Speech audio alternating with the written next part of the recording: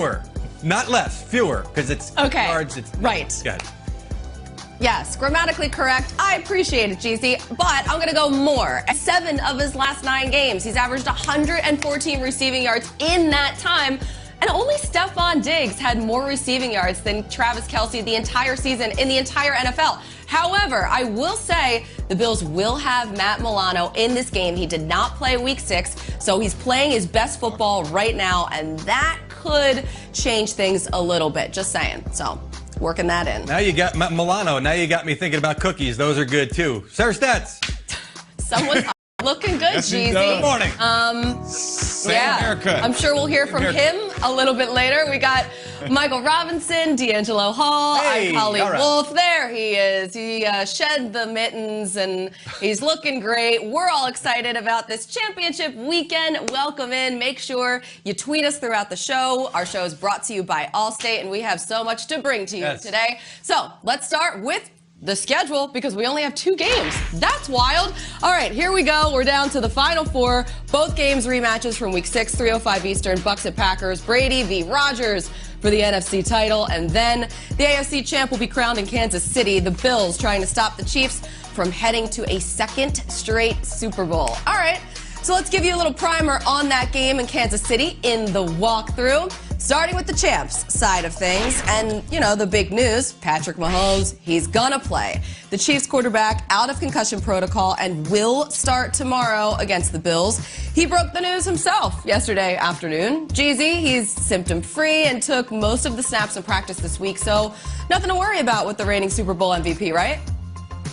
Yes, sources confirm what Patrick Mahomes said at the podium. He is off the injury report. He's cleared from head to almost toe. That's what I tweeted out yesterday. Now, he doesn't have any injury designation for the game, but the toe is still something to keep an eye on here, and something that the Chiefs have been monitoring, and something that affected him a little bit, at least in the last game, as far as his footwork was concerned, with some throws after he was on the sideline, and you could see he was sore. So keep an eye on that.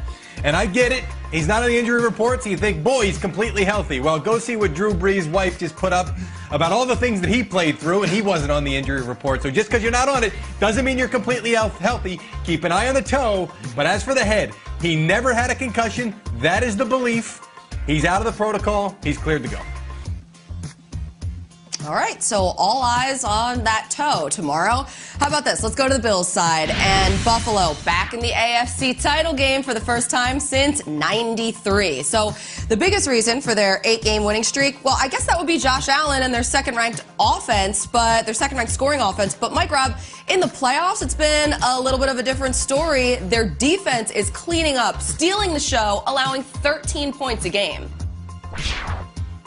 Yes, they have been. This Buffalo Bills defense has been balling. They've been on fire, and I'm so glad Jeezy gave that awesome report on Patrick Mahomes, because if Patrick Mahomes is playing in this game, which he is, you gotta defend them a lot differently. In that first matchup, Week 6, they played a lot of cover 2 safeties, right? 2 safeties high. Is not a lot of guys in the box to stop the run. That led to Kansas City rushing for 244 yards, almost 200 of those yards against light boxes, meaning the Buffalo Bills defense did not have enough guys in the box to stop the run. Now with Patrick Mahomes playing, they're going to have to pick their spots when they play their cover 2, but they cannot let the Kansas City Chiefs run in a straight line to the goal line just by handing the ball off to their running backs. What will Sean McDermott do against his old pal Andy Reid? We shall see. Over in the NFC, let's go to those games. Bucs, Packers, and Tampa Bay just 1 win away from their first Super Bowl appearance since 2002. And stop me if you've heard this before. They'd be the first to play a Super Bowl in their own stadium since ever. Tom Brady's sensational season, it's continued into the playoffs. 44 touchdowns to just 12 picks. D-Hall, what's the kind of mindset that you're expecting from Tampa Bay, a team that's won 6 in a row? Yeah, well, you know what, Colleen? This defense has to erase what happened in Week 6. They had a lot of success against Green Bay. They sacked Aaron Rodgers. They were able to even turn him over and turn some of those interceptions into touchdowns. But what does Todd Bowles do now, right? You got to erase that game plan, and this has to be a new game plan by this Tampa Bay defense. They were faster, way more physical than Green Bay. So can they continue that? I can't wait to watch this football game because some things they can lean on, some things they can't. This almost feels like a division game, right, guys? They played Tampa, or Tampa played Green Bay at home. Now they have to travel to Lambeau, but a whole lot more is on the line than just a division title here. This is for everything to go to the Super Bowl, so can't wait to see that. Dial, you're so right in that. And in that game, the Bucs didn't have a turnover, a penalty, or allow a sack.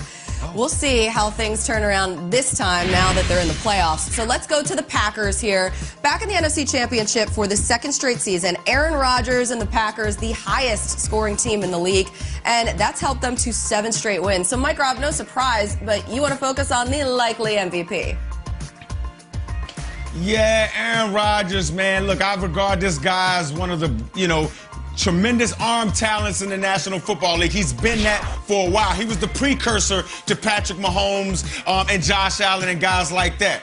But he only got 1 Super Bowl after the 2010 season. I need to see more out of Aaron Rodgers. For him to, in my opinion, for him to take that next step to greatness, I need to see another Super Bowl, the ultimate team sport in football, the ultimate team award. Yeah, you throw for all these yards and touchdowns, 48 touchdowns, 5 interceptions, but only 1 interception, Aaron Rodgers. I need more out of you, bro. You got a lot more potential than that.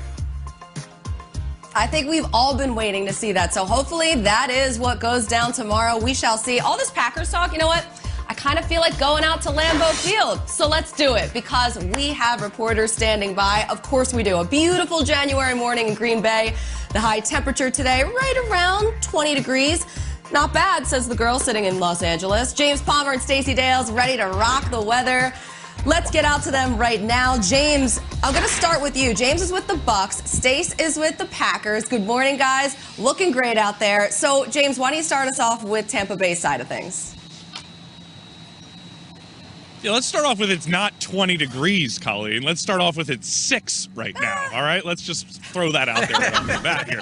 Well, I'm going to go with what D-Hall was talking about, though. And I'm talking about this Bucs defense and the way they have to defend the play-action pass that Aaron Rodgers operates. Bruce Arians told me this week that is their biggest challenge in this game. He said there's nobody that manipulates teams with their eyes better than Aaron Rodgers. He said Patrick Mahomes may do it, but Rodgers invented it. And the good thing is, this Bucs defense is very good against the play action this season. And the reason why is Levante David told me their preparation, how they go about their business with getting pointers and details and little keys from their coaching staff that everybody in that secondary and the linebackers go back home and study it while they're there. But this is a big aspect of this game to keep an eye on. Now let's go to Stacey Dales with the Packers. Well, I'm glad you so aptly mentioned it's 6 degrees, James, because it's really cold this morning. We're actually going to get a winter advisory overnight from midnight till noon tomorrow, so plenty of snow, but should be cleared by kickoff. Temperatures moving up into the 20s, so much warmer tomorrow. Good news for the Bucs that are incoming. As for this Packers team, you can't drum up a better matchup, you guys. When you have Tom Brady and Aaron Rodgers, I asked Aaron Rodgers about facing Brady this weekend. He said, yeah, it's a special moment. Been a fan of Tommy's, he said, all his life in terms of what Tom Brady has accomplished. That being said, the message this week for the Green Bay Packers, you guys alluded to that NFC Championship loss last year, is very simple. Mercedes Lewis, one of the biggest leaders on this team at the tight end position. This game means nothing if you don't win it and get to the Super Bowl. They are extremely focused, very businesslike, and at the end of the day, you guys, as I throw it back to you, one thing I can tell you, they have a lot of confidence, not just because of their offense, but because their defense is markedly improved. So Darius Smith told us yesterday, guys, they went back and watched that NFC Championship game when the San Francisco 49ers ran all over them. They watched it yesterday, left a pretty bad taste in their mouth heading into this weekend.